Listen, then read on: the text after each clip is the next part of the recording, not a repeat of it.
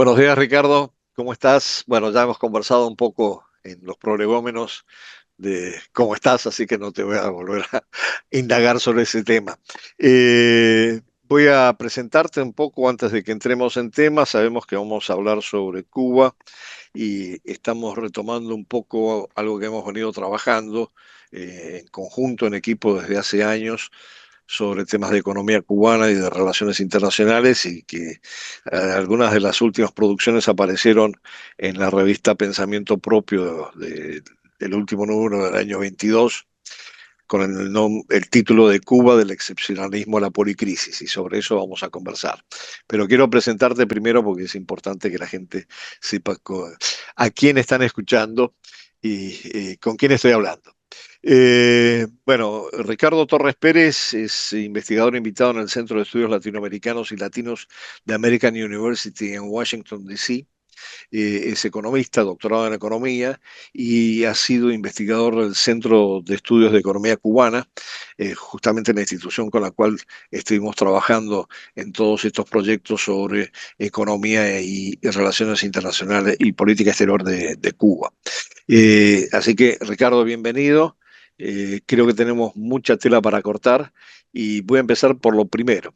Eh, Cuando hicimos ese proyecto sobre que salió publicado como Excepcionalismo y Policrisis en Cuba, tú escribiste un artículo muy bueno que se llama Crisis económica y reformas en Cuba. Y ahí planteabas con mucha claridad, primero, que había un proceso de crisis multidimensional en Cuba que afectaba particularmente, obviamente, la economía, pero que tenía su impacto social muy importante. Y planteabas al final del artículo que el contexto interno sigue siendo muy desafiante, la crisis económica, la inflación, la lenta recuperación de sectores claves como el turismo y el empeoramiento de la situación energética suponen retos enormes para un gobierno que enfrenta una tormenta casi perfecta con un sector público desgastado y sin un plan integral de recuperación económica. Y desde que planteaste eso al final del artículo para acá, lo que hemos visto es que se ha incrementado la escasez, la inflación, hay un descenso claro de las inversiones, hay un impacto muy negativo sobre la agricultura, en fin, toda una serie de temas de carácter económico, incluyendo el déficit fiscal que se está viviendo, que impactan sobre la población. Y en relación con esto, la primera pregunta es que evidentemente desde que tú escribiste lo que yo había leído y lo que está pasando hoy en día con apagones eléctricos, además con un impacto social muy importante por falta de energía, eh, hay como una especie de incremento de los problemas que enfrenta Cuba, que además se expresan en números, ¿no? La CEPAL pronostica un crecimiento negativo para este año, para el 25. Eh, y todo esto marca como un deterioro progresivo de la situación económica con sus secuelas sociales y ahí ya veríamos sus secuelas políticas también. Me gustaría que te explayaras un poquito de cómo ves ahora la situación al respecto de lo que habías planteado hace 2 años. Bueno, Andrés, primero que todo, gracias, ¿no? Gracias por la invitación. Y bueno, efectivamente, como tú casi acabas de decir, desde que yo escribí eso hasta ahora, hay poco positivo que destacar de la evolución económica y uno podría decir en cualquier otro ámbito del país, ¿no? Eh, Se hacen muchas lecturas sobre la situación cubana en este momento, por supuesto, desde el posicionamiento de cada uno de los diferentes sectores con los intereses que tienen, con con los mensajes que quieren transmitir al gran público dentro y fuera del país. Pero hay realidades que desbordan cualquier no, intento de disimular o aminorar o tergiversar de alguna manera también lo que está ocurriendo. Yo voy a partir diciendo que el diagnóstico de muchos economistas cubanos ha sido, yo diría no de todos, pero de algunos sí, que realmente Cuba ha vivido prácticamente 35 años de crisis económica desde 1990 hasta la actualidad. Yo creo que ese es el contexto, el sustrato que hay que usar para entender lo que está ocurriendo en Cuba. ¿En qué sentido crisis? Primero, Cuba nunca logró, después del colapso del socialismo en Europa del Este y la Unión Soviética, Cuba nunca logró generar los flujos que le permitieran lo que en economía política se llama reproducción ampliada, hacer crecer el excedente de manera sostenida a lo largo de los años de manera continua, en un sentido que permitiera el incremento, además sostenible y sistemático de los niveles de vida de la inmensa mayoría de la población. Cuba nunca logró eso después de 1990. Hay sectores en Cuba que en el 2019, que es, digamos, el año antes de la pandemia, tenían niveles de vida que eran inferiores a los que tenían en el año 1989. Sectores amplios de la sociedad. Entonces, ese es el punto de partida. Cuando uno habla de esta crisis, hay que entenderla como una crisis que es un agravamiento con condicionamientos estructurales muy claros, de los cuales voy a hablar en un momento, pero de un proceso más amplio que dura décadas, en el cual el país realmente nunca ha logrado dejar atrás la crisis económica con sus consecuencias sociales y políticas también. Eh, entonces, esto es importante. Luego, a partir de finales de 2019 y bueno, luego vino la pandemia y otros eventos en la arena internacional, realmente lo que nosotros podemos detectar en Cuba es que, claro, ha habido una combinación de factores internos y externos que han dado lugar a una crisis que tiene las dimensiones que tiene hoy en Cuba. En el orden interno, Raúl Castro lanzó una reforma económica, o por lo menos los intentos, los inicios de una reforma económica que nunca maduró. Eh, sí creció el sector privado un poco, pero dentro de límites muy claros que establece el gobierno, en parte por razones políticas, en parte por razones ideológicas. Se creó en principio un marco legal que parecía más atractivo para los inversionistas extranjeros, pero en la práctica permeado de regulaciones burocráticas y de los propios procesos internos de la economía cubana que no la hacen atractiva para inversores extranjeros, teniendo en cuenta el nivel de riesgo en el que incurren. Y luego hay sectores que una y otra vez el gobierno ha lanzado iniciativas para tratar de revitalizarlos, pero nunca han logrado despegar, como la agricultura, que es tan importante, ¿no? En este sentido. Y en el orden externo, bueno, Cuba ha sufrido una serie consecutiva, por eso yo hablaba ahí, tú mencionabas de tormenta perfecta, ¿no? De choques externos negativos que han ido impactando sobre esa falta de dinamismo de la actividad productiva de la economía interna del país. Entre los más importantes, el colapso económico de Venezuela. No se puede subestimar el impacto que eso ha tenido en Cuba. Venezuela es el principal mercado para los servicios médicos de Cuba. Había un acuerdo especial entre ambos países, prácticamente de compensación del valor de los servicios con respecto a, en relación al petróleo y el combustible que Cuba importaba de Venezuela. Venezuela era el principal suministrador. Bueno, en términos relativos lo sigue siendo. Eso ha impactado enormemente sobre el país, ¿no? Era el principal socio comercial con distancia sobre el resto. Eh, Luego vino la primera administración del gobierno de Donald Trump, que sí introdujo algunas medidas específicas que tienen un impacto acumulativo. Entre ellas, por ejemplo, se removió la licencia a Western Union para el procesamiento de remesas al país, se hizo más difícil el envío de remesas. Luego también se activó el título tercero de la ley que en Cuba se denomina Helms-Burton, ¿verdad? Que básicamente esto lo que hace es incrementar extraordinariamente el riesgo para los inversores extranjeros. Sería muy difícil cuantificar cuántos que iban a invertir o tenían pensado invertir dejaron de hacerlo, pero lo cierto es que introduce un elemento adicional de riesgo en un país que ya tiene un riesgo muy elevado para los inversores y los acreedores internacionales. Luego tienes la pandemia, un evento totalmente inesperado. ¿Quién podría predecir algo como eso? La pandemia, bueno, afectó extraordinariamente a casi todos los países, pero Cuba específicamente prácticamente desactivó el sector o uno de los sectores claves de la economía, que era el turismo internacional, ¿verdad? Eh, Prácticamente llegó a cero. En el año 2021 prácticamente el número de visitantes internacionales se redujo a prácticamente cero en términos prácticos. Luego tienes los impactos de la guerra entre Rusia y Ucrania. Básicamente en Cuba se refleja sobre todo en el hecho de que aumentaron los precios de algunos productos que son claves para Cuba, como algunos alimentos y fertilizantes, por ejemplo, y además todo lo que trajo desde el punto de vista de las cadenas de suministro internacionales, que se agregó a lo que ya, a la disrupción que ya venía ocurriendo con la pandemia.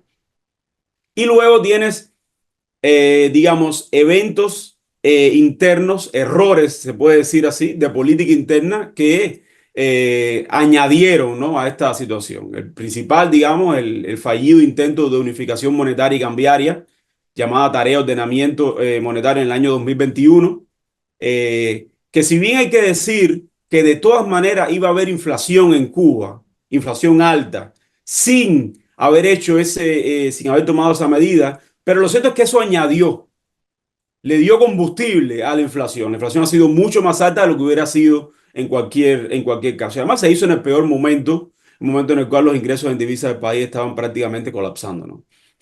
Entonces, todo esto tiene lugar en un contexto en el cual ya mencioné que es una economía que ha estado estancada en términos reales durante 30 años y más. Y luego un sustrato social que también se ha deteriorado muchísimo. Yo voy a mencionar dos ámbitos de ese deterioro, porque sería muy largo hablar de todos esos indicadores. Por un lado, Cuba se conoció en un momento determinado por tener servicios públicos, servicios sociales de alta calidad y gran cobertura, ¿verdad? Cobertura prácticamente universal. Y para ser un país en desarrollo, francamente, la calidad de la educación y el sistema de salud pública eran bastante altos. Esos servicios se han deteriorado significativamente en los últimos 35 años. Y en los últimos 10 yo diría que ese deterioro se ha acelerado extraordinariamente, ¿no? Entonces eso impacta en la familia en tanto es un apoyo, es una cobertura que ya no tiene. Y las familias tienen que dedicar recursos también a cubrir muchas veces ese tipo de servicios. Con el añadido de que entonces, claro, se deteriora también la acumulación de capital humano, ¿verdad? Tanto desde el punto de vista educativo como desde el punto de vista de la salud. Y el otro aspecto es que la emigración masiva va desarticulando a la familia como unidad, como célula de la sociedad. Entonces ha creado un amplio abanico de estrategias familiares de supervivencia que cuando uno las analiza, digamos, con una visión macro, no son coherentes con la estrategia de desarrollo de un país como Cuba. Porque una estrategia familiar que descanse en enviar a los hijos más calificados al exterior para que sean ellos los que entonces envíen remesas y permitan la supervivencia de la familia en el país, no es coherente con una estrategia de desarrollo de un país como Cuba que tiene que descansar necesariamente en su población y en su capital humano. Entonces hay una desconexión total ahí y eso lo que ha llevado es a una desorganización de la sociedad, del funcionamiento de la sociedad. Yo no tengo datos empíricos para validar esto, pero la observación me dice que ya más de la mitad de las familias cubanas o la han puesto en práctica o tienen como estrategia principal de supervivencia la emigración de alguno de sus miembros. Los números de Cuba en los últimos 5 o 6 años son extraordinarios. Hay un debate. El mismo gobierno ha tenido que reajustar sus series de población. Ahora introdujeron una categoría que se llama población efectiva. Pero lo que esto nos dice es que cualquier proceso que está ocurriendo en la actualidad no es coherente con una estrategia de desarrollo a largo plazo. Y francamente, del lado de la política pública, lo más llamativo, yo diría, ha sido en estos últimos 5 o 6 años la falta de claridad en términos de cuál es la estrategia efectiva para lidiar con una crisis de estas proporciones y para retomar un rumbo o digamos, un camino de desarrollo medianamente aceptable en el siglo, ya en la tercera década del siglo XXI, ¿no? Entonces es un panorama muy retador. Ha empeorado muchísimo la situación desde que yo escribí esto que mencionabas hasta la actualidad. Bueno, déjame preguntarte todavía en relación con lo que escribiste, ¿no? Cuando escribiste dijiste que, sin embargo, todavía no se estaba produciendo un nuevo periodo especial como el que se produjo en la década del 90, después de la implosión de la Unión Soviética y la desaparición de la asistencia Soviética en aquellos años con un impacto muy significativo en lo social particularmente y en lo económico desde luego. Entonces, te vuelvo a preguntar ahora con relación a lo que está pasando ahora. ¿No es esto una especie de reedición mucho más grave del periodo especial, con el agravante de que ni siquiera en el panorama aparece algún actor que pueda ayudar a salir a Cuba de, esto es un tema de política internacional, pero habría que verlo, que ayude a Cuba a salir de la situación, dada la crisis de Venezuela, que por otro lado los rubros de generación de divisas en el último año ha sido dramático, ha sido un año terrible. Los tres rubros principales de generación de divisas, que son el turismo, los servicios médicos y las remesas, han caído drásticamente. Entonces, el panorama para el 2025 es tremendo. Y por eso la pregunta, bueno, no se está entrando en una especie de segundo periodo especial en donde la crisis quizás sea superior o más profunda que en el caso del primer periodo especial.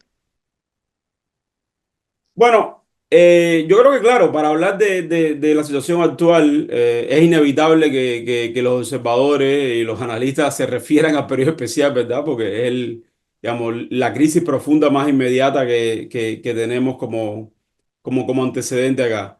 Pero aquí lo que ocurre es que si uno mira algunos indicadores macroeconómicos, básicamente si uno mira la evolución del PIB, por lo menos PIB oficial, de las estadísticas oficiales, en principio no ha caído tanto la economía como cayó a principios de los 90. Voy a dar el dato, números gruesos, ¿no?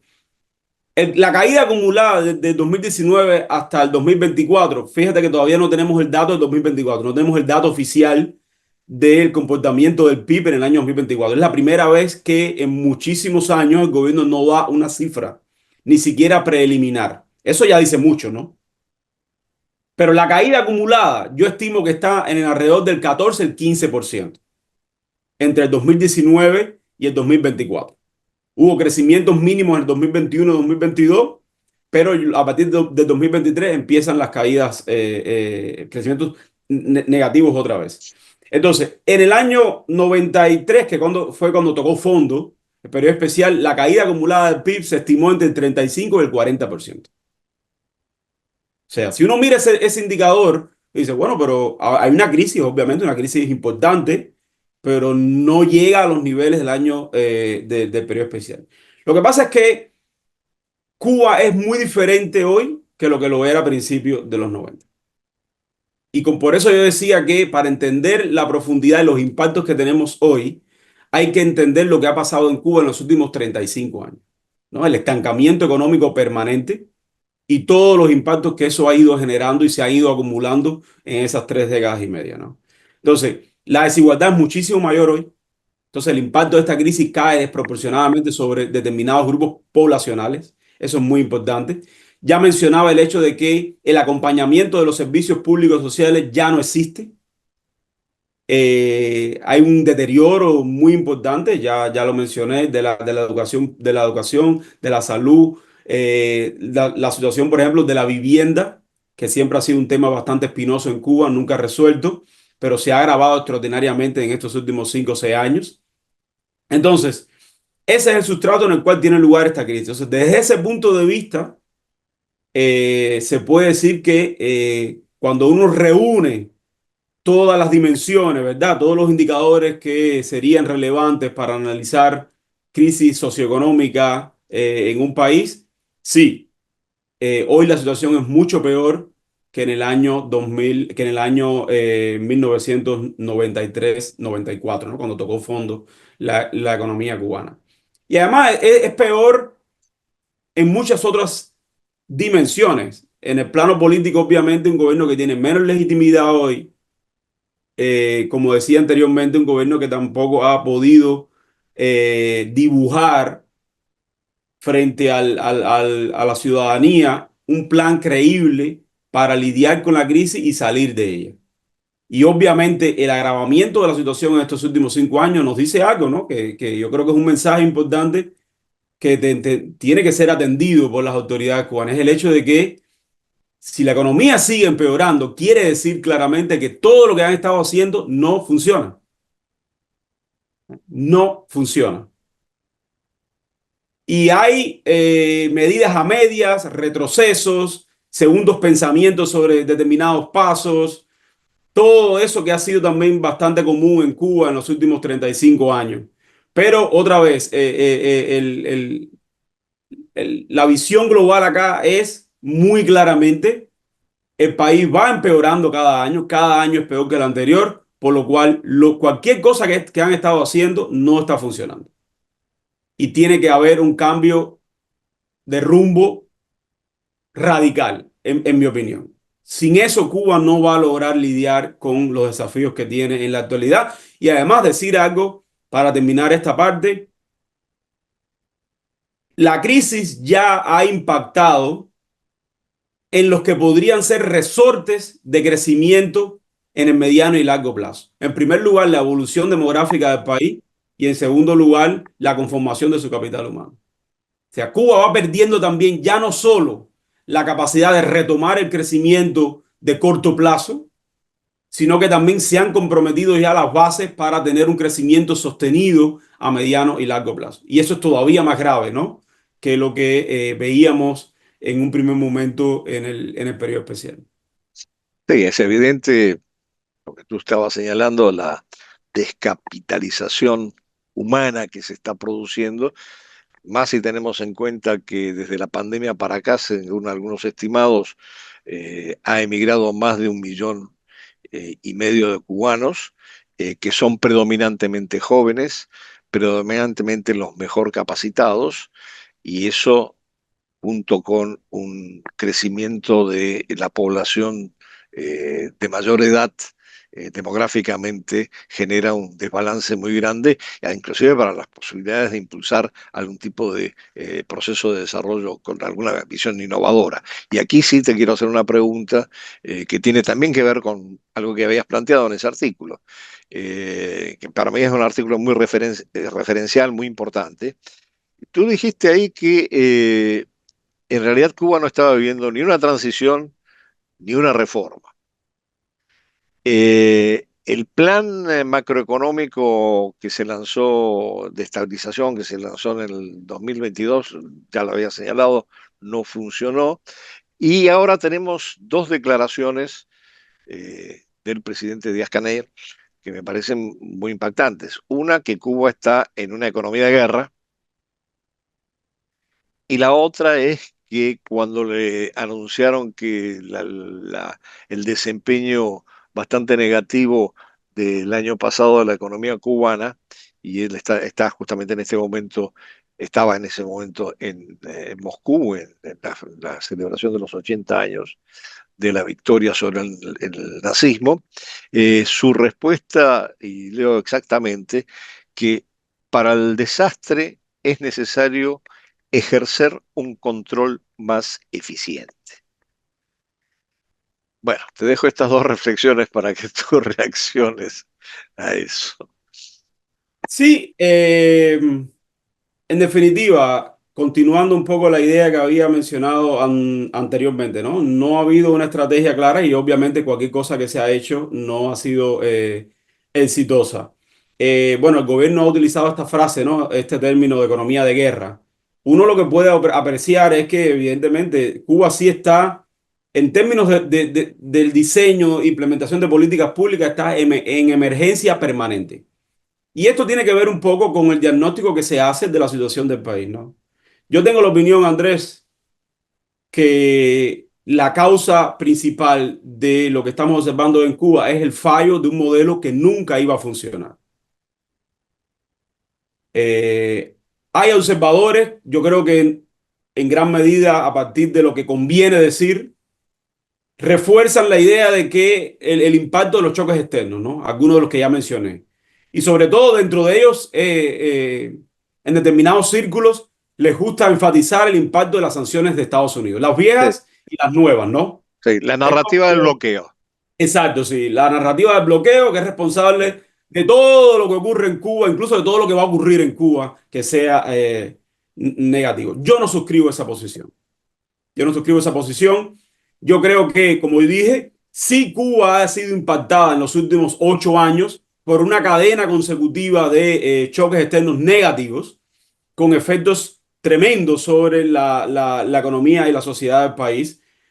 Uno pudiera decir, bueno, dentro de esos choques, ¿cuál es el más importante? Mira, podríamos debatir, pero vamos incluso a suponer que sean las sanciones de Estados Unidos, ¿no? Las viejas y las nuevas. Bueno, pero no son las únicas, ni tan siquiera dentro de los choques externos. Y uno puede demostrar muy claramente de que hay fallos estructurales del modelo que incluso nunca fueron atendidos por el proceso limitado de cambios que impulsó Raúl Castro y mucho menos por el proceso limitado de cambios que impulsó Fidel Castro en los 90 cuando se desató el periodo especial. Entonces, hay un manejo de crisis o un intento de manejo de crisis sobre la base de que no se quiere cambiar el modelo vigente, porque entiendo que para ellos significa un riesgo político inaceptable, pero muchos, yo incluido, pensamos que sin un cambio radical en ese modelo, Cuba nunca va a salir adelante. Y hoy tiene menos probabilidades de salir adelante que hace 30 años. Entonces, esas causas estructurales están ahí, no han sido modificadas en lo esencial. Y entonces, uno en ese sentido piensa cuando analiza las experiencias de las economías de planificación central, de las cuales Cuba prácticamente es el único modelo vigente, a excepción quizás de Corea del Norte. Digo, planificación central de estilo soviético, ¿no? Básicamente. Ujú. Y uno identifica claramente en esa literatura y uno llega a la conclusión de que la planificación central tal cual se conoció en ese modelo es causa de problemas económicos, no consecuencia, es causa. Y entonces cuando uno ve y escucha esta frase que tú me acabas de decir del gobierno cubano, que es la respuesta a la crisis y a los problemas es más control, control más eficiente, uno lo que ve es que están tratando de invertir la causalidad aquí. No, no es así. Está muy claro, la evidencia histórica, empírica es abrumadora en el sentido de que las economías de planificación central de estilo soviético constituyen un modelo fracasado, superado por la historia, incluso superado por aquellos que el gobierno mismo dice que son sus aliados. Los dos ejemplos más claros, China y Vietnam. El propio secretario general del Partido Comunista de Vietnam le dijo claramente en el aula magna de la Universidad de La Habana a todas las autoridades cubanas que Vietnam solo pudo avanzar y dejar atrás el atraso cuando abandonó la planificación centralizada. Se los dijo así claramente. Los chinos hace mucho tiempo han venido cortejando al gobierno cubano en el sentido de tratar de impulsar un camino de apertura al menos limitada que permita oxigenar la economía. Claro, en el caso de los chinos también constituye para ellos un problema propio porque si la economía cubana no prospera, Cuba no puede pagar todos los créditos que ha recibido desde China, ¿no? Entonces, eso tampoco ha sido escuchado. Hubo recientemente un artículo muy interesante en el Financial Times sobre la excepción que tiene, digamos, las autoridades chinas en general respecto a la falta de entusiasmo, digamos, de las autoridades cubanas en términos de incorporar o decidirse por una reforma más profunda del modelo. Eh, Incluso los rusos, ¿no? Que tienen un modelo bastante diferente, llegaron o sea, llevaron a Cuba algunos expertos propios de un instituto y básicamente una de las recomendaciones claras que trascendió en la prensa, me imagino que incluso en las conversaciones privadas hubo mucho más, pero lo que trascendió en la prensa claramente fue que una de las recomendaciones claves era la economía cubana no puede avanzar sin un sector privado robusto. Sin un sector privado robusto doméstico, la economía cubana no va a avanzar. Entonces, antes decían, nos recomiendan que abracemos el mercado, que demos riendas sueltas a la propiedad privada, nuestros enemigos, porque esa es la manera que tienen de destruirnos. Bueno, yo lo que le puedo decir a las autoridades cubanas es que no sus enemigos, sus aliados directos. Yo diría que los aliados más importantes que tiene Cuba hoy desde el punto de vista económico, porque Vietnam es un aliado Venezuela es un aliado cercano, pero económicamente hoy representa ya mucho menos para el país, aunque sigue siendo importante, no se puede llevar a cero Sí. eso, ¿no? Eh, Sí, Le pero están Rusia, diciendo, China, Rusia, y China Vietnam, y y Vietnam Vietnam, son, claro. les dicen claramente, no ya tus enemigos, no, tus amigos, tus aliados te dicen claramente que si tú no reformas de manera fundamental tu economía, el desastre económico va a continuar. Y es lo que hemos visto. Lo único que ha pasado en Cuba, por eso yo hablaba que ni ha habido transición, por supuesto, transición en el sentido de cambio de un modelo, ¿no? Ni una reforma verdadera, es que lo que ha habido es manejo de crisis, políticas públicas de emergencia, tratar de contener los síntomas, pero no las causas del problema.